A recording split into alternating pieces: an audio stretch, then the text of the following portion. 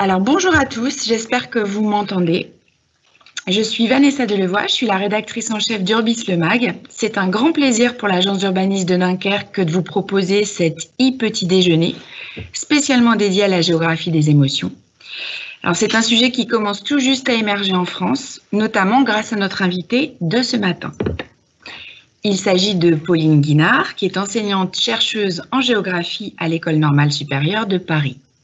Pauline Guinard va prendre la parole pendant 30 minutes, de manière à vous permettre de mieux cerner ce qu'est la géographie des émotions et en quoi elle peut vous être utile en tant qu'urbaniste ou acteur de la ville. Ensuite viendra le temps des questions-réponses, à nouveau durant 30 minutes. Comme vous êtes particulièrement nombreux à suivre ce webinaire derrière vos écrans, c'est par écrit que je vous invite à poser vos questions. Pauline Guinard répondra à un maximum d'entre elles. Enfin, ce webinaire est enregistré. Il sera donc mis en ligne sur Urbis le Mag de manière à être visionné et partagé par tous ceux qui le souhaitent. Je vous remercie et je vous souhaite un bon webinaire. Pauline, c'est à vous. Merci et merci à tous pour l'accueil. Je suis ravie d'être aujourd'hui à Dunkerque et à la Jure pour parler avec vous donc de la géographie des émotions. Alors première question, évidemment, pourquoi s'intéresser aux émotions quand on est géographe ou quand on est urbaniste? Quel peut être l'apport d'une telle approche et de quels outils disposons-nous pour le faire? C'est à ces questions que je vais essayer de répondre avec vous ce matin. Alors tout d'abord, étudier les émotions peut à première vue, et je suppose que ça a été la réaction d'un certain nombre d'entre vous, peut apparaître comme quelque chose d'absurde, voire d'impossible. Pendant longtemps, et parfois encore aujourd'hui, effectivement, les émotions ont été appréhendées comme un phénomène ne relevant que de l'individuel et du subjectif, et comme étant attaché à certains espaces, en particulier les espaces domestiques, ou à certains groupes de population, et notamment les femmes. Or, une telle vision des émotions, comme un phénomène qui ne serait qu'individuel, féminin et domestique, est non seulement réducteur, mais révèle en outre un rapport de force qui a longtemps tendu à opposer d'un côté espace public homme-raison, et de l'autre espace public femme-émotion. C'est d'ailleurs ce qu'ont dénoncé un certain nombre de géographes, enfin pas que des géographes, mais de féministes et notamment des géographes. Et je pense notamment au travail de Doreen Massey dans les années 90, je vous l'ai mis ici, et notamment un livre qui s'appelle Space, Place and Gender, dans lequel elle montre précisément cette partition entre d'un côté space, qui serait masculin, l'espace, la politique, etc., et de l'autre côté place, associé plutôt au féminin. Il semble d'autant plus urgent aujourd'hui de dépasser une telle approche que, de fait, les émotions sont de plus en plus présentes et tangibles dans les villes contemporaines. Alors, je ne vous ai pris que quelques exemples contemporains, on pourrait en prendre d'autres, mais pour vous montrer ce à quoi je fais référence, on peut par exemple prendre ici la colère des gilets jaunes. Vous aviez beaucoup d'ailleurs de slogans écrits sur les gilets, sur les panneaux, etc. Ça, dans le même autre genre d'émotion, mais pensez aussi aux manifestations, puisqu'on en parle beaucoup en ce moment après les attentats de 2015, avec les panneaux même pas peur. On avait une verbalisation des émotions, ou un refus de telles émotions dans la rue. Pensez également, notre exemple, pour montrer qu'il y a une diversité aussi de ces émotions, à la tristesse liée à l'incendie de Notre-Dame de Paris. Là, vous aviez des badauds juste réunis devant l'incendie, et puis il y a aussi une diffusion de cette émotion. Et puis aujourd'hui, bien sûr, on m'a autorisé à enlever mon masque, mais vous l'avez tous dans la salle, des manifestations de la peur liées à la contagion du coronavirus, qui se traduit donc dans nos pratiques, les masques, les distances, c'est très spatial.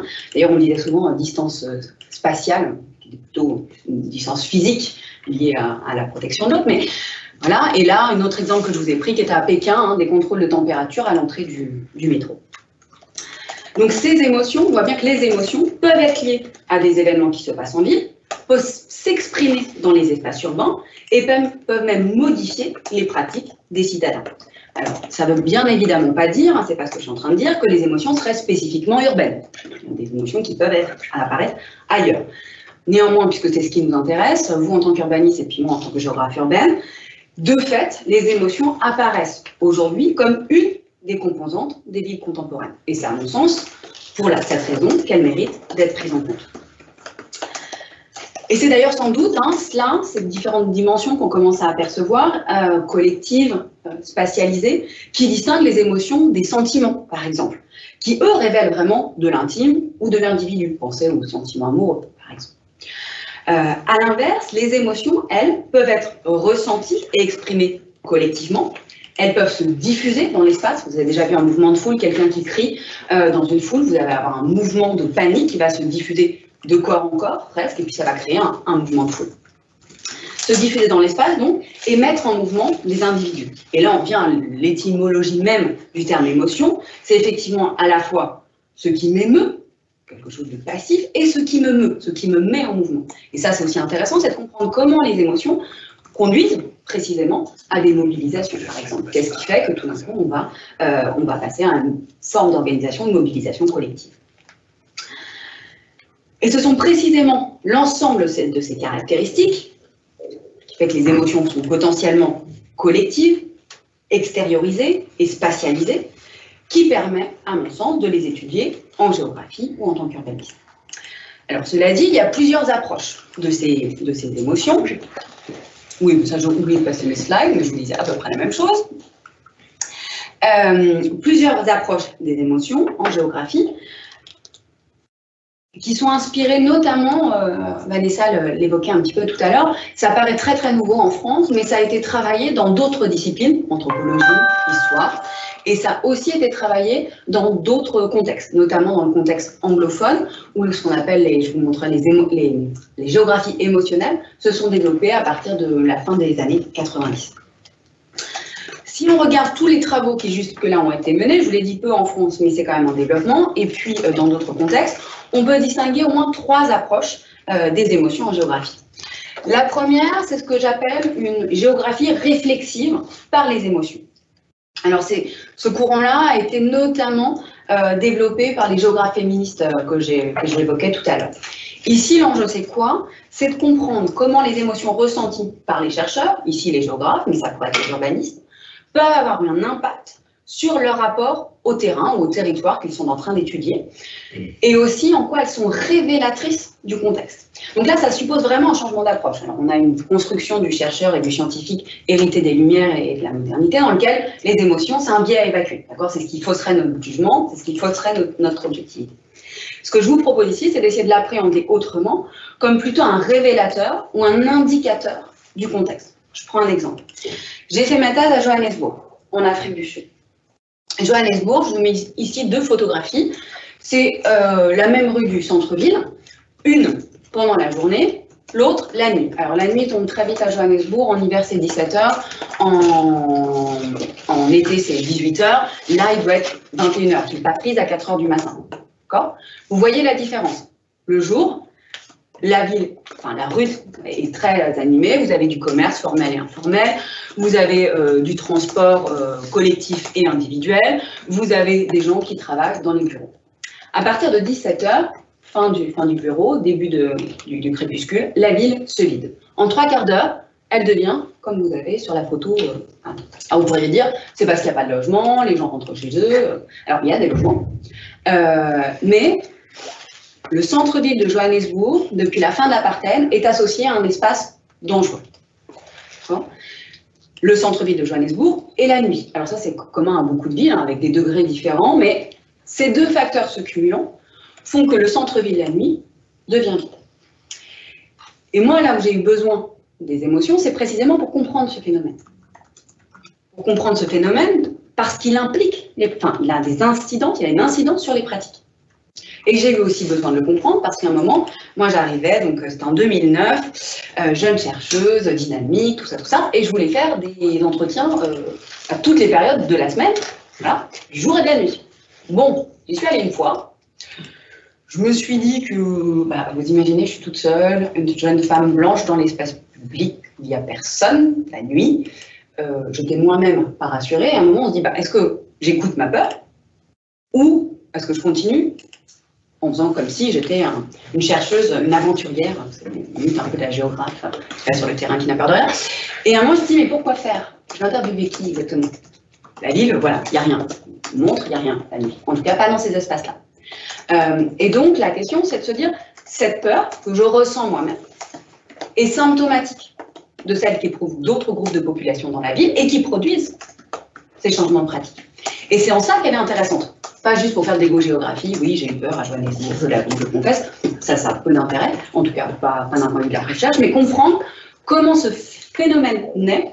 Et en fait, on est le premier, si vous voulez, en analysant nos propres émotions, on peut avoir un élément sur le contexte. Après, ça suppose d'autres approches, mais c'est le premier élément, une première manière de le travailler. Dans ce sens, les émotions ne sont pas à rejeter de l'analyse, mais au contraire, à analyser de manière réflexive et critique pour mieux comprendre une situation. Cette idée peut d'ailleurs tout aussi bien valoir pour un chercheur sur un terrain que, je suppose, mais on pourra en discuter plus longuement dans la journée, pour un urbanisme sur un territoire dans lequel ou sur lequel il doit intervenir. Ça peut faire partie d'un élément du diagnostic territorial. Donc les émotions et l'analyse qu'on peut en faire sont à ce titre un premier outil de saisie du réel. Mais je vous le disais, souvent, c'est, voilà, on a ce premier élément, mais on veut savoir aussi ce que les gens ressentent. S'il y a un décalage entre nos propres perceptions et celles des usagers ou des habitants. Une autre approche, donc, consiste à travailler sur ce qu'on appelle la géographie des émotions. Donc là, on change de perspective. Les émotions ne sont plus envisagées comme un révélateur, mais vraiment comme un objet d'étude à part entière. Les géographes qui s'inscrivent dans cette approche, généralement, choisissent de s'intéresser à une émotion en particulier. Alors, je vous en ai mis quelques-unes ici. Vous avez la peur, avec notamment les travaux d'Yves Tuan, qui est le premier à avoir travaillé sur ces questions. Vous avez, la colère et la peur aussi par Arjuna Padurai. Vous avez la nostalgie, notamment travaillée par Philippe Gervais-Langoni, ou encore le plaisir dans un numéro spécial de la revue Urban Militaire. Dans ce cadre, on constate d'ailleurs que certaines émotions sont plus étudiées que d'autres par les géographes. Alors on peut y mettre une hypothèse, hein, c'est que vraisemblablement, cela tient au fait que certaines émotions se matérialisent de manière plus évidente dans l'espace, ce qui fait qu'elles sont aussi plus prégnantes. Je reprends un exemple, la peur, on en a déjà un petit peu parlé, mais vous voyez les traductions, les réponses spatiales à la peur. Ça va être quoi? La construction de murs, entre, là vous pouvez préciser les États-Unis et le Mexique, mais il y en aurait plein d'autres. Les grilles qui se ferment. Alors là, à Johannesburg, ce qu'on appelle les booms. Si vous avez une carte de Johannesburg pour se déplacer, normalement, il n'y a pas ce genre de choses qui sont installées par les résidents et qui fait qu'en fait, on se retrouve souvent dans des cul-de-sac. Mais c'est pareil, ça traduit une peur de l'intrusion, du vol, etc. Et puis là, aussi une autre carte de Londres qui cartographie toutes les caméras de surveillance dans Londres, dans un quartier de Londres qui s'appelle Shoreditch. Donc vous voyez, on a une traduction spatiale qui fait qu'effectivement la peur, ou en tout cas les réactions à la peur, sont visibles dans la ville. Ce serait vrai aussi de la colère, on en a déjà parlé, hein, toutes les manifestations, je vous ai remis les gilets jaunes, mais pensez aussi à Occupy Wall Street, la place Tahrir, etc., etc. On a plein de manifestations de ce genre. Donc ce type d'émotions sont plus tangibles dans l'espace, dans leur traduction. Certaines peuvent également être en elles-mêmes spatiales, avoir un ressort spatial. C'est ce que Philippe Gervais-Langoni dit de la nostalgie.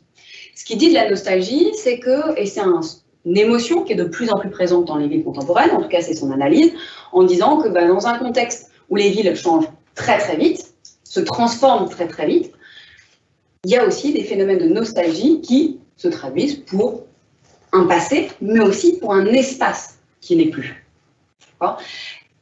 Et lui a eu besoin de comprendre ça parce qu'il travaillait à Ekurhuleni, qui est la métropole juste à côté de Johannesburg en Afrique du Sud. Là, vous avez une image d'une église dans un quartier minier à côté d'Ekurhuleni, qui s'appelle Comet. Et ce qui est bizarre en Afrique du Sud, c'est que la première fois qu'un homme ou une femme noire vous dit c'était mieux avant. On est dans les années 2000, c'était mieux avant. On se demande à quoi se réfère cet avant et on comprend que ça fait référence à la période de l'apartheid. Alors on peut l'évacuer, on peut dire bon, il a du mal à comprendre, ou il ne sait pas ce qu'il dit. Pourtant, ça revient plusieurs fois. Et ce qui est intéressant de démêler, c'est qu'est-ce qui était mieux. Souvent, c'est on avait un emploi, on avait des services qui marchent, notamment, c'est une grosse issue des toilettes fonctionnelles, ce genre de choses. Oui, je vais trop vite, évidemment. Ouais, on a quelques remarques. C'est avec le son, c'est difficile. C'est mon premier webinaire, excusez-moi. Donc, qu'est-ce que je disais? Oui, pardon. Ouais. Non, c'est pas grave.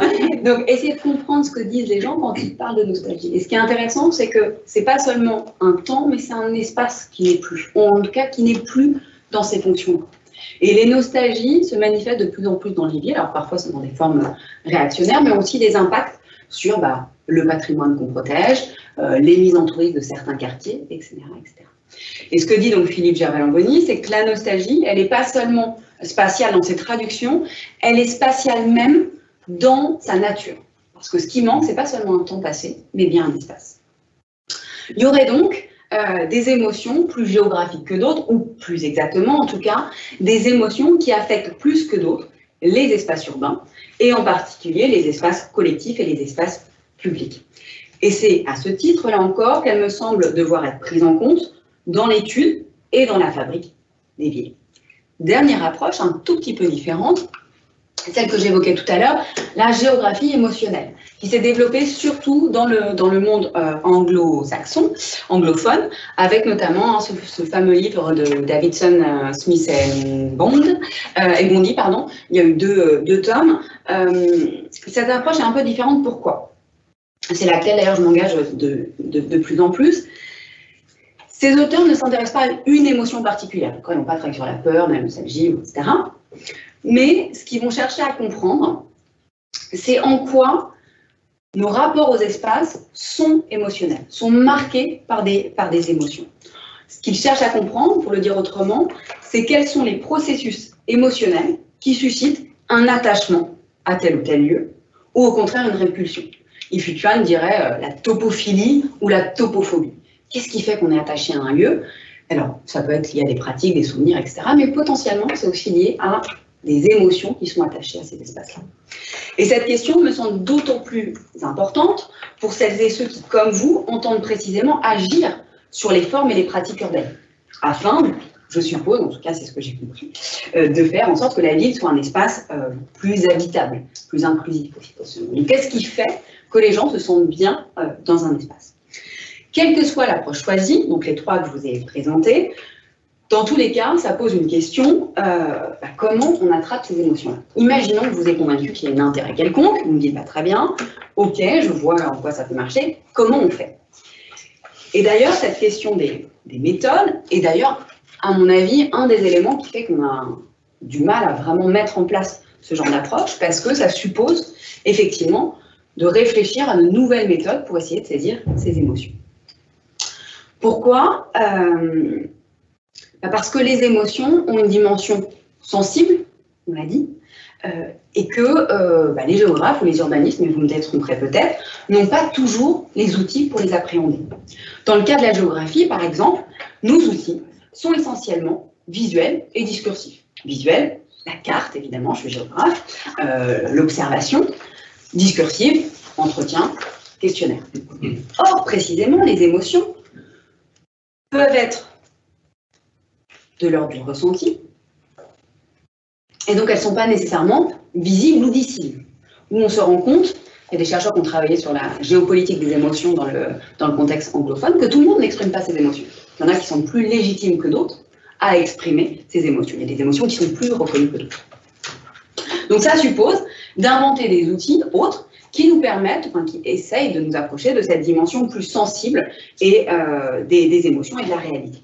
Alors, je vais vous présenter, dans les 5 minutes qui me restent, je vais vous présenter quelques-unes de ces méthodes, et puis je vous proposerai même d'en tester une tout à l'heure en prenant le cas de l'île Gentille. La première des méthodes, il n'y a pas d'ordre, mais en tout cas la première que je vous présente, c'est ce qu'on appelle les marches urbaines, parfois appelées les marches sensibles, qui ont été utilisées par différents chercheurs. Ici, je vous ai mis une carte réalisée par Christelle Olukoy. Alors, qu'est-ce qu'elle fait? Elle travaillait précisément sur la nuit à Johannesburg, donc sur les perceptions de la nuit et sur les émotions associées à la nuit à Johannesburg, dans le centre-ville. Pas le centre-ville que je vous ai montré, une partie un peu plus à l'ouest, une péricentrale, qui est en cours de gentrification. Et donc, elle réalisait des entretiens, sauf qu'au lieu de faire des entretiens dans un bureau, en face à face, ou dans un café, peu importe, elle les faisait en situation. Donc, lors de marches, Vous avez le tracé ici en vert, lors de, je crois que en démarche dans la ville. Et elle analysait donc à la fois ce qui était dit et les réactions corporelles à ça. Par exemple, qui pouvaient être faites de décalage. Dans ce cas-là, elle était en train de marcher donc avec la personne qu'elle interviewait, qui lui disait « Non, moi je n'ai jamais peur la nuit à Johannesburg, la preuve, je marche avec toi, tout ça, j'aime bien, je le fais souvent. » Et tout d'un coup, elle s'arrête. À une rue, à une intersection, elle s'arrête net. Et ben, on ne va pas plus loin, pourquoi?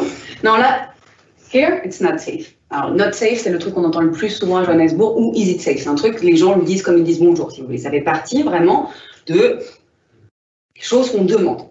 Et là, elle s'arrête, il n'y a rien qui change, hein. Il n'y a pas de choses différentes, mais dans les représentations dominantes, cette rue, c'était, j'ai oublié, mais est censée être dangereuse. Donc, elle s'arrête net et elle repart.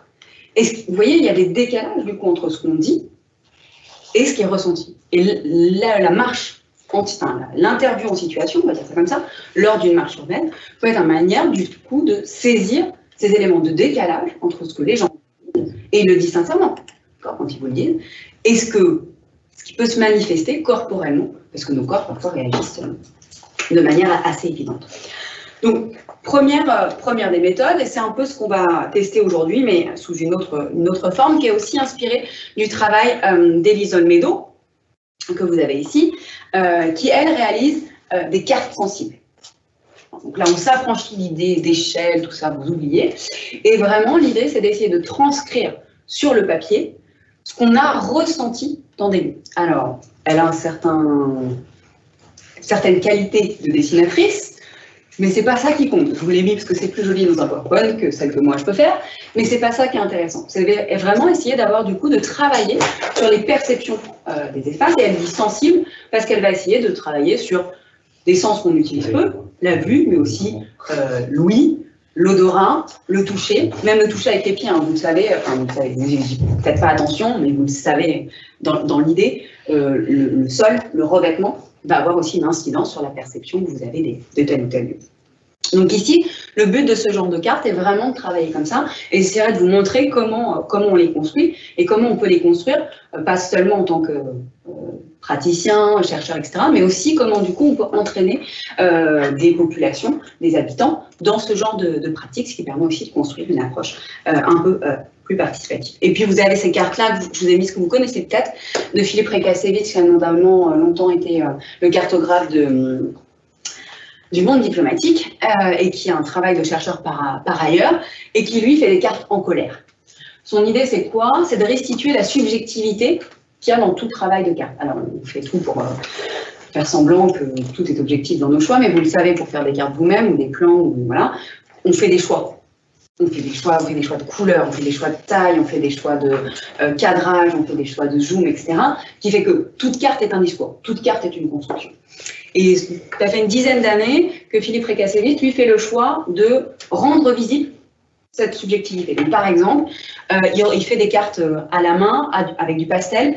Parfois, il finit pas tout à fait les colorer, pour montrer que on voit la main de celui qui fait, on voit la dimension subjective, et puis il fait des choix qui disent quelque chose. Ici, vous avez un rapport il met en évidence les liens entre les rapports entre l'Europe et l'Afrique, et vous voyez que la roue qu'il utilise, il travaille sur l'idée de domination, etc., etc. Donc, il choisit un langage qui est immédiatement engagé. Il en a fait aussi beaucoup sur les migrants. Vous connaissez peut-être cette carte dans laquelle il compare les flux touristiques Europe-Afrique versus les flux migratoires Afrique-Europe, et il montre la différence dans la traversée des frontières. Il y a beaucoup aussi de gens qui travaillent sur les émotions, je pense notamment au travail de Sarah Medjan, qui travaille sur cette question en lien avec les questions migratoires, à la fois les traversées et aussi les notions d'accueil et d'hospitalité dans les espaces d'arrivée.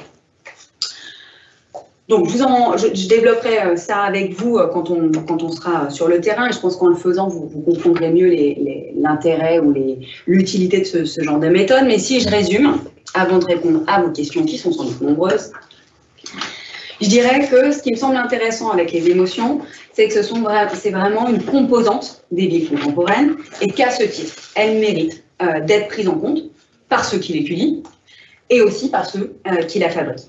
Cette prise en compte, suppose de créer de nouveaux outils d'enquête pour mieux saisir cette relation, ces relations émotionnelles qui existent entre les individus, entre eux, mais aussi entre les individus et un espace donné. Donc, mieux comprendre ces éléments-là permet aussi de mieux agir sur ces phénomènes. Je prends qu'un exemple. Pour lutter contre la peur associée à certains espaces ou à certains temps urbains, on peut avoir certaines actions. La nuit, ce n'est pas une grande découverte, mais l'éclairage est particulièrement important. Il y a d'autres éléments, parfois plus ténus, auxquels on ne pense pas, qui peuvent être pris en compte et analysés à l'aune de cette question-là. À ce titre, la prise en compte des émotions me semble donc pouvoir enrichir la manière dont on analyse et on conçoit les villes, afin de rendre, encore une fois, ces dernières plus habitables peut-être et plus inclusives. Je vous remercie. Très bien. Alors, on a déjà quelques questions qui nous arrivent, qui abordent certains points que vous avez abordés. Alors, la première, c'est de Clémence, qui demande comment analyser, cartographier les émotions. Faut-il prendre en compte le genre? Si oui, comment? Par quelle méthode? Carte mentale, interview, marche exploratoire. Donc, elle a posé la question avant que vous n'abordiez, je pense, la thématique, mais peut-être vous voulez creuser votre réponse. Sur la cartographie, effectivement, c'est l'outil. Enfin, en tant que géographe, c'est l'outil qu'on utilise plus. Alors, avec effectivement, ça peut être lié les deux. La marche suivie d'une cartographie, par exemple, c'est deux outils qu'on utilise souvent ensemble et c'est ce qu'on va faire tout à l'heure. Et évidemment, on peut travailler sur le genre en travaillant avec des groupes différents. On peut travailler d'ailleurs avec des groupes que de femmes, que d'hommes, avec un binôme. Et on peut travailler comme ça avec différentes catégories de population, effectivement. Ok. Il y a une question de Jean-François. Que pensez-vous des programmes qui tendent à se développer d'extinction partielle ou totale des lumières? Vous en avez parlé un petit peu également. Mais peut-être détailler votre avis. Donc, qu'est-ce que ça fait au niveau des émotions et des perceptions, dit-il? Est-ce que c'est efficace? Alors après, ça dépend encore une fois sur quoi on agit. Dans la question de la peur associée à la ville et notamment associée à certains groupes de population, je l'ai dit tout à l'heure, je l'ai évoqué rapidement, mais pour prendre le cas de Johannesburg, et je pense que c'est le cas dans d'autres villes, la peur la nuit, elle est aussi ressentie par certains groupes plus que d'autres. Et en l'occurrence par les femmes. Et ça s'explique à Johannesburg pour une chose assez simple, c'est que c'est une des villes du monde avec un taux de viol les plus forts. Donc une femme seule la nuit a peur, son corps est en première ligne.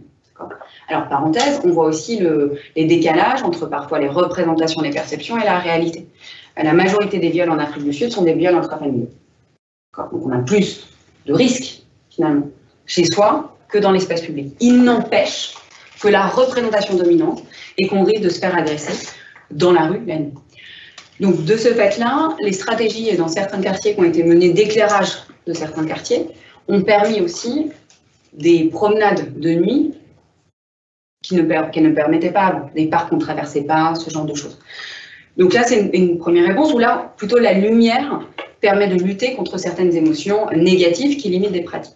Je pense que ce à quoi Jean-François, c'est-à-dire ma part, fait référence, c'est plutôt l'idée de la pollution lumineuse et comment on lutte contre la pollution lumineuse pour avoir à nouveau des perceptions, je ne sais pas, des étoiles la nuit. On habite en Paris, on les voit rarement, je vous le dis tout de suite. Voilà, et ça, c'était aussi, c'était assez flagrant pendant le confinement d'avoir à nouveau accès aux étoiles.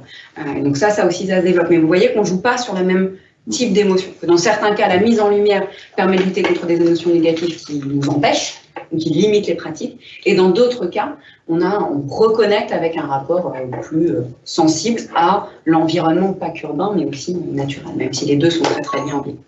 Okay. Donc je continue avec les questions en ligne. D'accord. À moins qu'il y ait des questions dans la salle, vous levez la main. Donc, si on comprend bien l'intérêt, donc c'est une question de Delphine, si on comprend bien l'intérêt de prendre en compte les émotions dans les diagnostics urbains, comment intégrer cette thématique, entre parenthèses, l'identifier et la traduire dans l'aménagement urbain? Émergent également des réflexions autour de la prise en compte du genre dans l'aménagement des espaces publics? Existe-t-il des exemples concrets traduisant cette approche? Alors, dans la phase diagnostic, c'est notamment ce qu'on va faire du type marche urbaine, marche sensible, qui peuvent être des éléments d'identification des endroits où il y a des...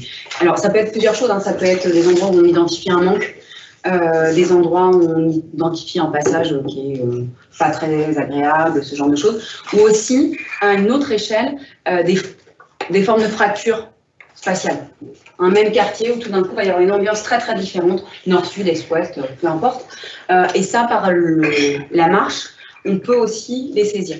Donc ce genre d'outil est utilisé maintenant de plus en plus dans certains diagnostics territoriaux. Le travail d'Élise Olmedo, par exemple. Élise est souvent invitée à faire des diagnostics sensibles dans des communautés urbaines, des agences d'urbain, ce genre de choses.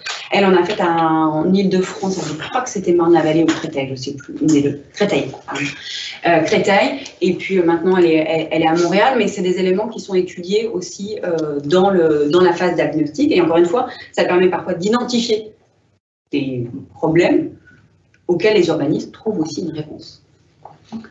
Là, c'est mon boulot, mais vous savez. Alors, on a une double question qui, je trouve, est un peu dans le même esprit, donc je vais lire les deux. Ok. Un espace est-il marqué par des événements passés? Comment peut-on influer sur ces émotions dans l'espace, tristesse, colère? Et une deuxième question, quelle place pour les émotions positives, joie, détente, excitation, dans les villes? Alors, sur les événements passés, c'est aussi beaucoup le travail de la mémoire qui joue. Là encore, faire des marches avec des habitants permet souvent de faire ressurgir ces mémoires-là. Nous, on voit, si on n'a jamais rencontré un quartier, on va le lire avec nos grilles contemporaines.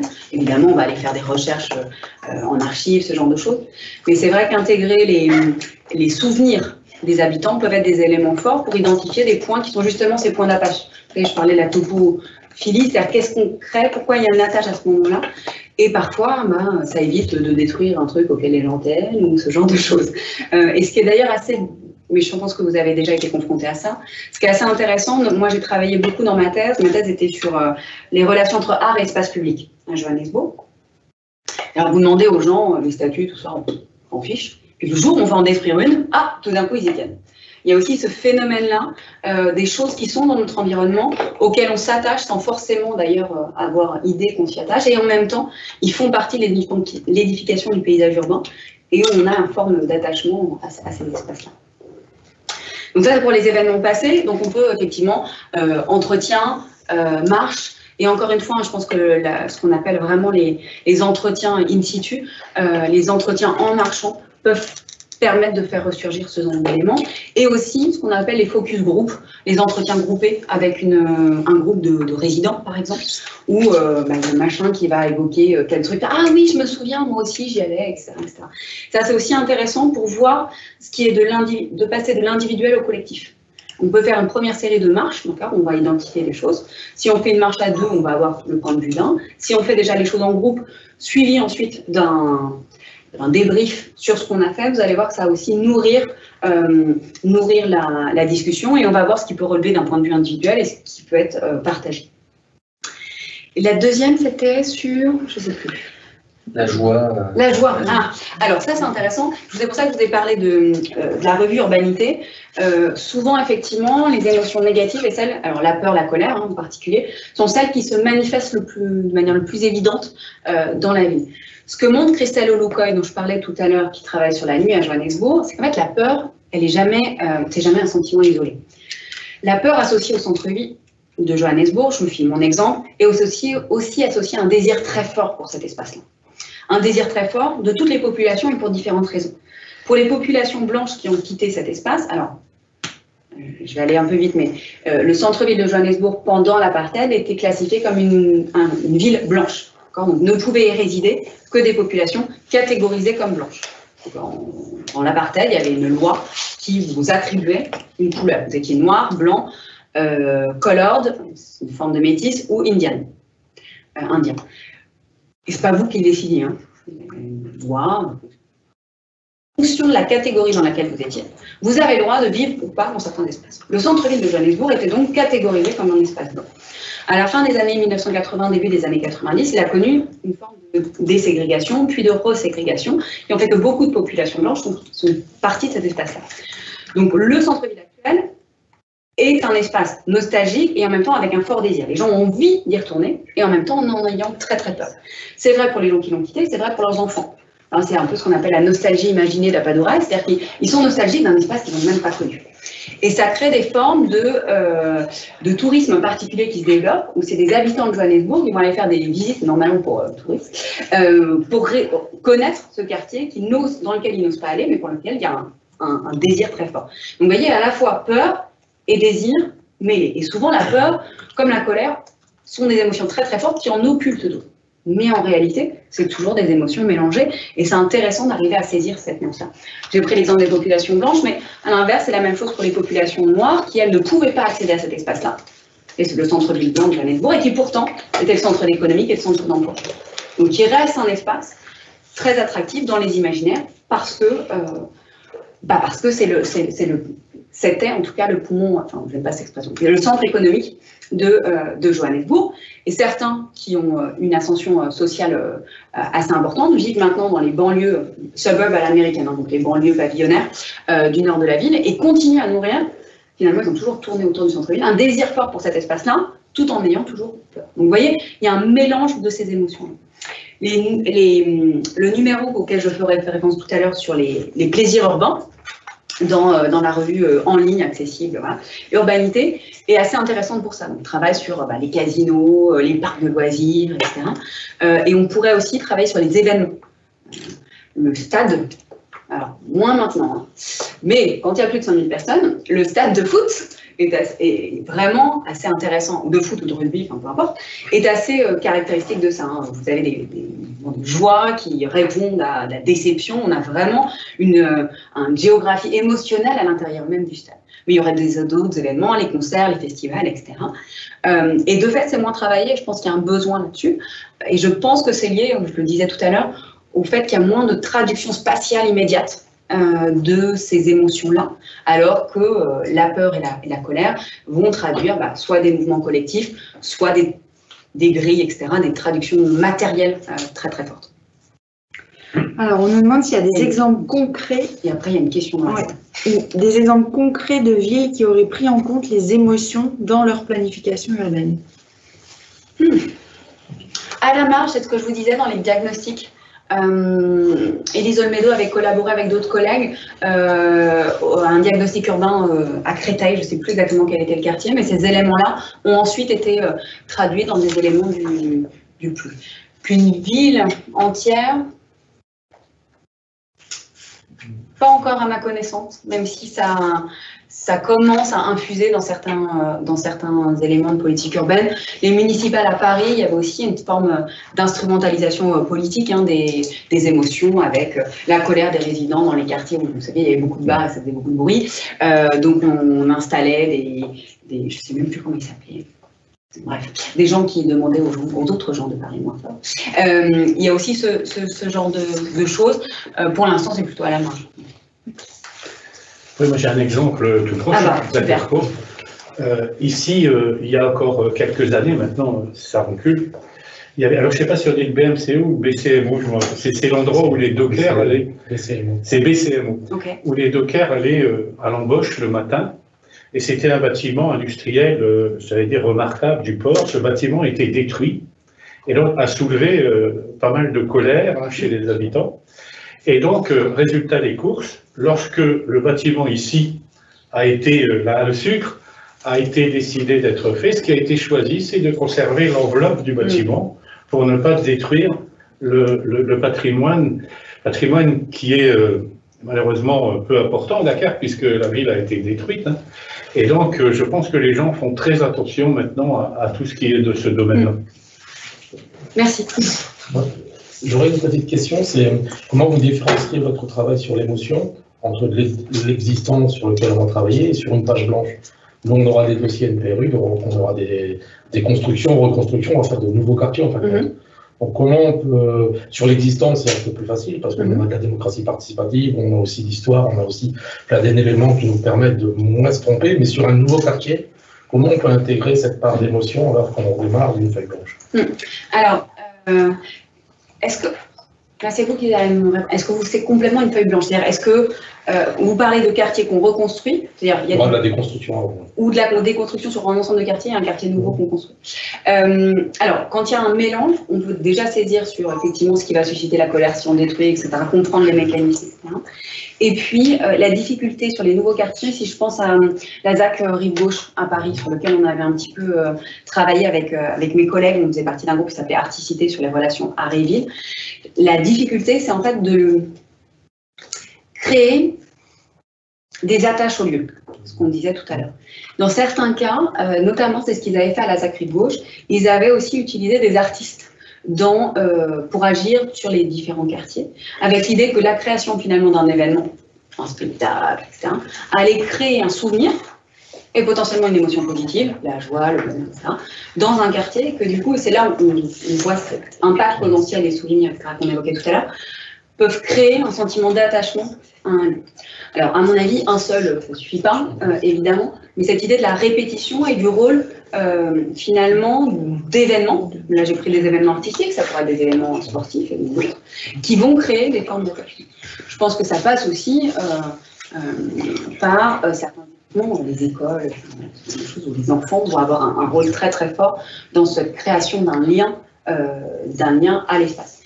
Et les événements ont aussi un autre intérêt, c'est pas seulement le lien à l'espace, mais le lien entre les gens, potentiellement la rencontre. Il y a un auteur qui s'appelle Wilde dans les années 87, je crois, un truc comme ça, qui a théorisé l'idée du principe de triangulation. Alors, ça a l'air compliqué, mais en fait, c'est un truc tout bête. Vous êtes dans un événement, vous regardez un même spectacle, ça crée un stimulus extérieur qui fait que tout d'un coup, vous allez vous retrouver à parler avec votre voisin. Et t'as vu, il a fait ça, c'est vachement bien. Et c'est tout bête, on l'a tous expérimenté. Mais c'est quelque chose aussi qui crée du lien.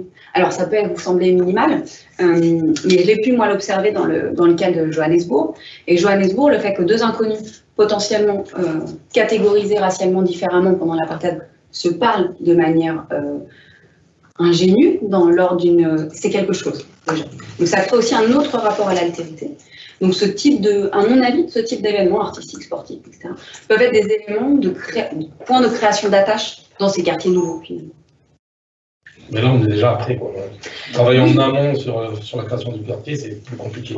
Oui, alors... Parce que quand nous, on aura le NPRU, on aura un gros programme sur le Dunkerquois. On sait très bien, on vide les tours, on détruit, les gens sont relogés. Il y a très peu de gens en vrai de compte, même s'ils ont la possibilité qu'ils reviennent dans le quartier d'origine, parce qu'ils ont fait leur vie ailleurs, et comme c'est 2, 3, 4 ans, 5 ans, enfin, voilà, la temporalité est telle qu'ils s'approprient un nouveau quartier. Quand on va sur une feuille blanche et qu'on reçoit donc, nos habitants dans ces nouveaux quartiers, on va dire qu'il y a tout à créer, parce qu'il y a les quartiers limitrophes, il y a les points, mais moi je pense à la ville de Grande-Sainte dont je suis maire, on va être touché par le NPRU, donc il y a la piscine qui est à côté, il y a des espaces sportifs, il y a le centre-ville qui sera sur une trame urbaine, mais intégrer ces nouveaux habitants dans un nouveau quartier, voilà, d'ailleurs ça fait partie un peu de l'émotion, parce que les gens vont arriver dans un territoire quasiment inconnu, certainement des fois pour certains d'autres villes, donc tout au moins d'autres quartiers. Donc il y a cette difficulté émotionnelle aussi à s'approprier l'espace public. Et c'est pour ça que on ne doit pas se tromper. Voilà, oui, mais c'est là où je pense qu'il y a un accompagnement. Moi, en tant que géographe, le côté déterministe, si vous voulez, la forme détermine ce qui va s'y passer. Pour moi, on se trompe quand on fait ça. Par contre, ce qui peut être important, c'est que dans la forme urbaine qu'on va choisir, et les nouveaux habitants qui vont arriver là, c'est l'accompagnement précisément. Et c'est ça qui est difficile quand on est urbaniste, c'est que pour moi, finalement, quand le chantier est fini, tout commence. L'enjeu commence, l'enjeu d'appropriation. Je ne sais pas si on peut faire grand-chose pendant. Donc, vous savez, cette idée que longtemps, c'était facile hein, dans les banlieues, notamment parisiennes, il y avait un quartier était en difficulté, on condamnait l'architecture. Donc pendant longtemps, c'était ça notre manière de traiter le problème, c'est qu'on détruisait la tour, la machin, ce que vous voulez. Mais pour moi, ça c'est un traitement spatial, un problème qui est social dans bien des cas. Et c'est pas parce que vous détruisez une tour que les habitants vont avoir un emploi, accès aux services, etc. Donc, il ne faut pas qu'on se trompe là-dessus et pas déléguer non plus aux urbanistes des tâches qui ne sont pas forcément les leurs. Par contre, le travail d'accompagnement me semble important. Le travail en amont d'identification des besoins des habitants, et puis en aval, pardon, et en amont, en amont et en aval, je vais y arriver, et en aval, une fois que c'est fait, les accompagner dans l'appropriation de ce nouveau quartier.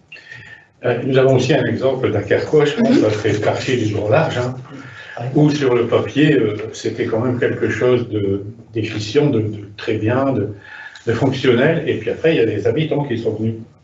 Et en effet, c'est là que commence l'appropriation, de quelle façon elle se fait, quelles sont les réactions et les émotions des habitants, puisque pour eux, certaines choses sont bien, d'autres choses marquent des manques, voilà. Et donc, oui, c'est là qu'il faut travailler avec eux.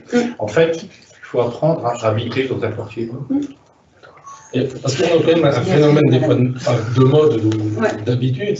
À un moment, on parle d'identification, à un moment, on parle de logement en bande, et tout ça sur une temporalité sur 50 ans. Ça change plusieurs fois. Donc après, pour nous, politiques et gestionnaires de nos collectivités, ça devient compliqué à inventer l'espace public lorsqu'à un moment on nous dit qu'il faut densifier parce qu'il faut mettre de déplacement, il faut plus de... Et par dernière qu'on nous dit, bon, il faut dans vos programmes, vous mettez du logement en vente parce que chacun veut sa petite maison, son jardin, et puis ça fonctionne mieux. Il y a toute cette difficulté-là aussi pour... Mais c'est là où et le Grand Large, c'est un peu ça. C'est là où je dis qu'à mon avis, la forme urbaine ne suffit pas. C'est-à-dire que la forme du bâtiment ne va pas déterminer nécessairement ce qui va s'y passer. Il y a un enjeu après, précisément, d'accompagnement des habitants, d'appropriation du quartier, de qu'est-ce qu'on... Enfin, et à Johannesburg, c'est le cas dans... j'ai plus travaillé, alors désolé d'y revenir, mais du coup j'aime bien l'échange, moi aussi j'apprends de vous. Il y avait des projets justement de rénovation urbaine dans des quartiers délabrés. Le problème c'est que l'agence de développement de la ville, le Johannesburg Development Agency, une fois qu'ils ont fait les travaux, ils s'en vont. Et le problème, c'est que tout commence, encore une fois. Et souvent, il y a aussi des problèmes de suivi, d'entretien. C'est-à-dire, ils délivrent, ils donnent un bâtiment tout neuf, et puis il n'y a personne pour l'entretien.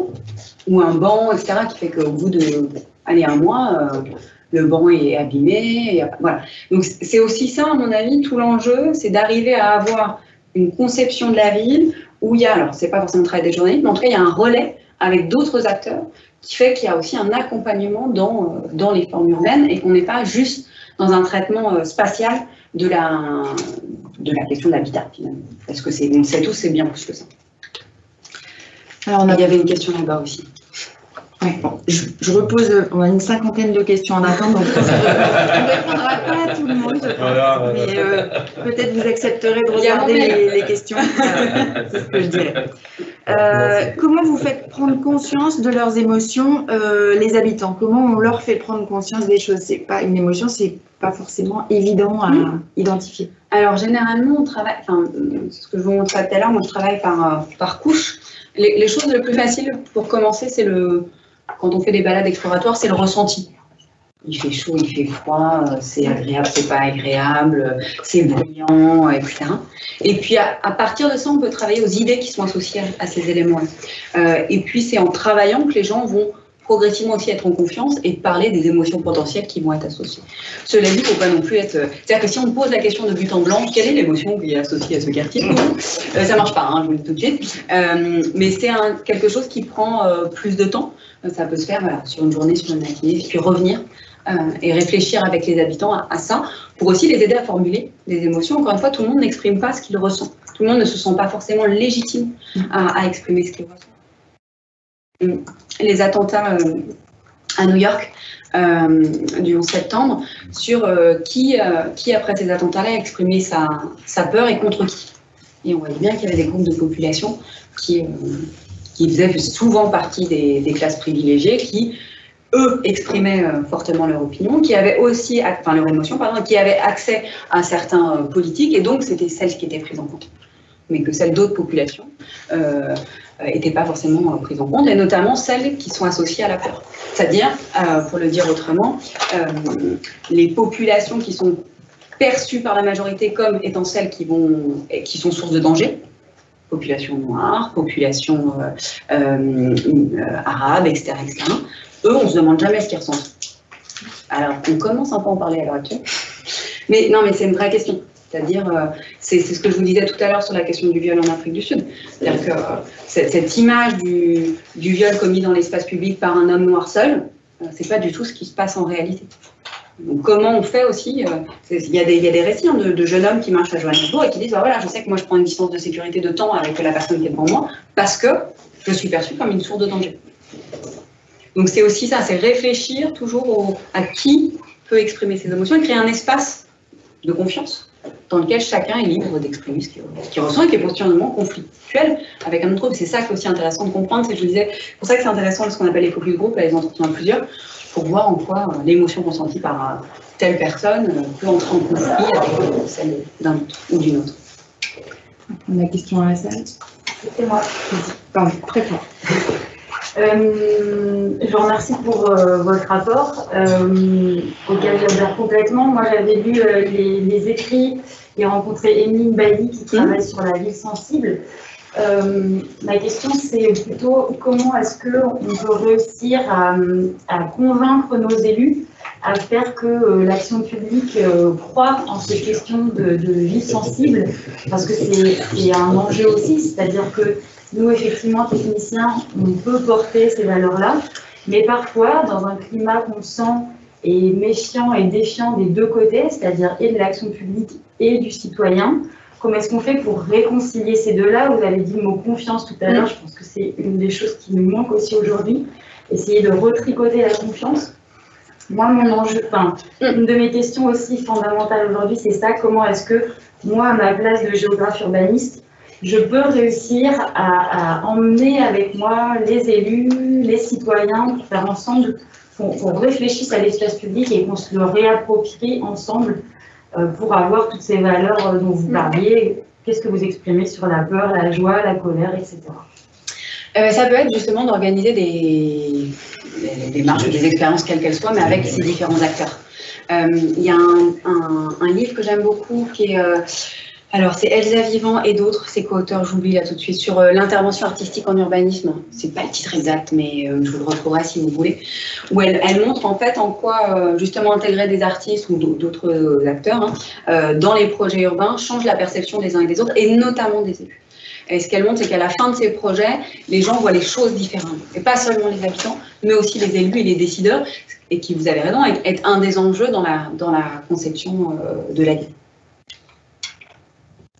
Je n'ai pas de solution miracle. Pour ajouter quelque chose en étant élu, je pense qu'il faut aussi montrer ce qui va bien, l'exemplarité, parce qu'on a tous eu un peu une défiance, et parce qu'on a tous eu dans nos collectivités des projets qui ont été à renouveler. Moi, je suis maire de la ville des Grandes Saintes, la première chose dont on va parler, c'est le quartier du Courguin qui a bénéficié des premiers en rue, parce que c'était devenu un quartier invivable. Donc on va forcément se rappeler des mauvais souvenirs plus facilement que de tout ce qui va bien. Lorsque ça va bien, c'est invisible.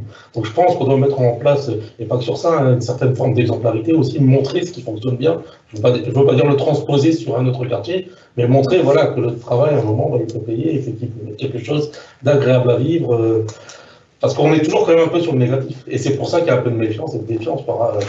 C'est vrai, je suis d'accord avec vous. En général, on a plutôt tendance, en tant qu'habitant citoyen, à aller vers l'élu en lui disant ça ne va pas, il y a ça qui ne fonctionne pas, plutôt qu'en disant ça par contre c'était bien. Mais je pense qu'une des clés aussi, c'est si on construit ensemble, si on prend du coup du temps, et je suis tout à fait d'accord avec cet apport artistique qui nous permet de révéler aussi en nous ces choses qu'on a un peu mis de côté, qui sont toutes ces questions du sensible, des émotions, le fait que chacun décale là où il se trouve, notamment dans l'apport artistique, permet de faire ensemble. Et pour ça, ça veut dire effectivement du temps, de la confiance, et puis la volonté de faire ensemble. Oui, c'est sûr que ça suppose aussi de réinventer les processus et de prendre le temps. Ouais. Il n'y a pas de mystère là-dessus. Si la même chose, vous savez, les injonctions à la participation qui sont souvent en fait de la concertation, si c'est juste pour cocher la case, on n'en apprend pas grand-chose. De dire, voilà, il y a eu trois habitants qui sont venus, c'est super. C'est par contre, si on essaie de prendre le temps de construire, mais c'est difficile. Parce que c'est aussi, on est souvent en but avec ça, c'est que c'est toujours les mêmes qui participent. Voilà, donc ça c'est aussi un autre problème. Et c'est vrai pour moi qui ai travaillé dans les espaces publics. Moi j'ai fait beaucoup d'entretiens du coup avec des passants. Voilà, mais pour que les gens prennent le temps de vous répondre, c'est pas facile. Donc c'est plus facile, effectivement, de passer par des associations où on sait qu'on va avoir une réponse plus évidente. Mais voilà, c'est aussi essayer d'aller chercher chercher ces habitants-là pour pas que ce soit toujours aussi les mêmes. Je pense qu'il y a aussi cette défiance vient aussi de ça, des gens qui s'estiment exclus, quel qu'ils soient, s'estiment exclus de ces processus-là. Alors, avez-vous étudié le lien entre les formes urbaines et les émotions? Par exemple, est-ce que les émotions ressenties dans un quartier de bâtiments denses sont différentes de celles dans un quartier de pavillons?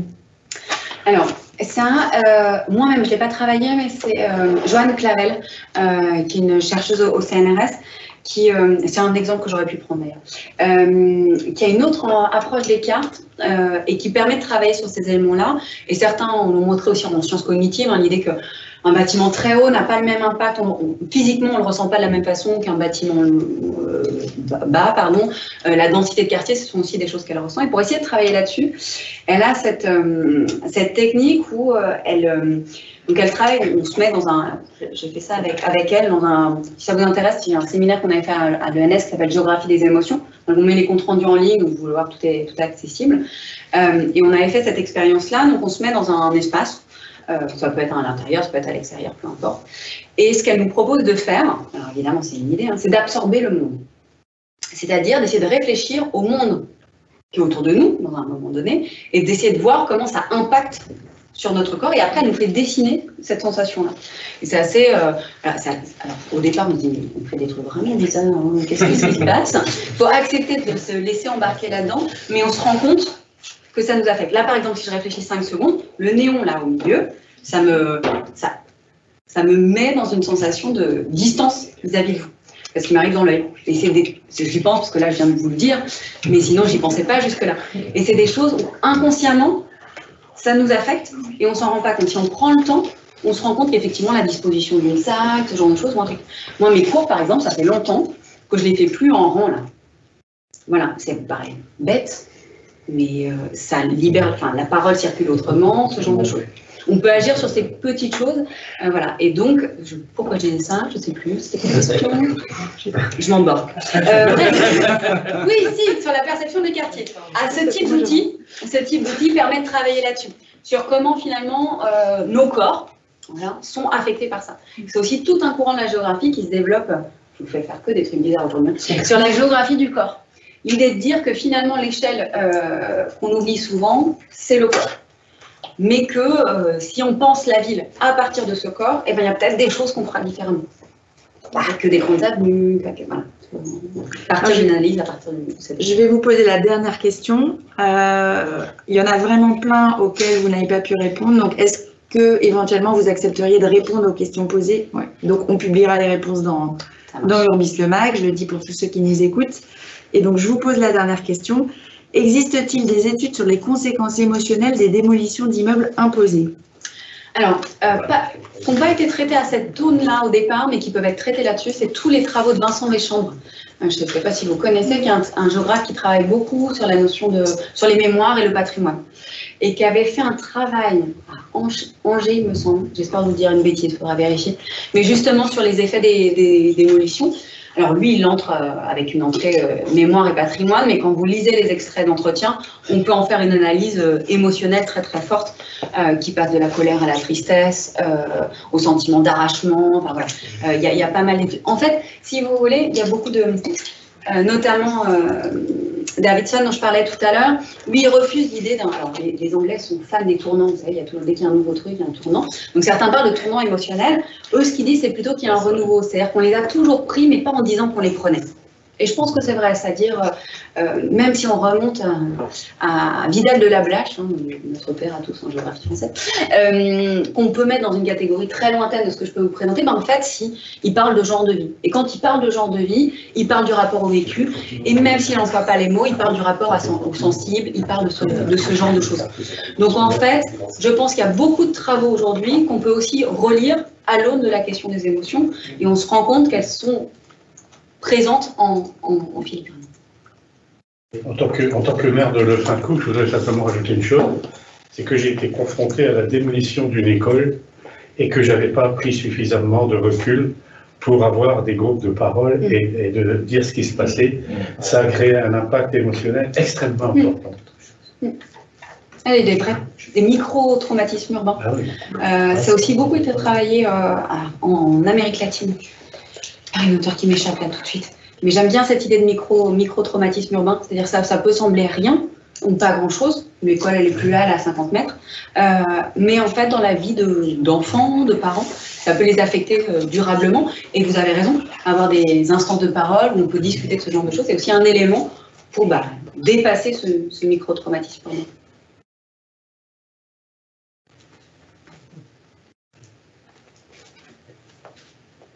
On improvise, hein, mais je voulais, pour tenir le timing, je voulais remercier infiniment Pauline Guimard pour son enthousiasme, la passion pour le sujet. Je trouve que vous portez bien cette approche qui est extrêmement inspirante pour une agence d'urbanisme comme la nôtre. Je voudrais profiter de l'occasion pour remercier la présence de notre président, Bernard Westbecker, de Martial Beillard, donc, qui est maire de Grande-Synthe, vice-président de la communauté urbaine. C'est vraiment très, très sympa d'être venu ce matin. Et puis, pour nous, c'était une première aujourd'hui là. On a lancé ce webinaire, 600 inscrits, donc c'est l'occasion pour moi de remercier infiniment toutes les équipes de l'agence. On espère que la technique a tenu. Je regarde Alain. Voilà. Oui. On a l'impression que oui. Je vais vérifier après pour savoir si tout le monde a réussi à bien se connecter. Remercier Vanessa qui a eu cette idée extrêmement inspirante. Catherine, Sabine, puis toutes les équipes de l'agence qui sont aujourd'hui réunies. Vous savez, nous on a un slogan à l'agence, on est révélateur d'opportunités. C'est ça qu'on veut porter. Et donc j'espère que la séquence de ce matin va nous inspirer pour la suite. Je vous remercie aussi de consacrer un petit peu de temps pour aller sur le terrain. Martial Beillard a parlé du NPNRU, on va aller là sur l'île Gentille, faire de la pratique, tester votre méthode et vos approches. Donc merci infiniment. Et puis j'espère qu'en cette rentrée, pour un premier webinaire, comme ça, choisir le thème des émotions, je trouve que c'est pas mal pour une rentrée un peu difficile, type coronavirus et consorts. Voilà, donc je remercie vraiment tout le monde. Et puis, je pense qu'on reviendra. On va essayer de reproduire régulièrement ce type d'événement. Et puis, vous inviter également à 11 petits déjeuners que nous allons lancé à partir de la semaine prochaine. Je vois qu'il y a Cécile et Céline qui sont là. Le premier, la semaine prochaine, sur la question de population et d'approche sociologique. Voilà, toutes les équipes de l'agence sont sur le front pour vous donner des chiffres clés, pour bien comprendre la trajectoire de la région Flandre-Dunkerque. Et on sera un peu dans le même contexte avec retransmission webinaire et puis un peu de présence aussi en salle. Voilà, je souhaite à tout le monde une très belle rentrée. Et encore merci infiniment à Pauline pour sa passion pour le sujet. Excellente journée. C'était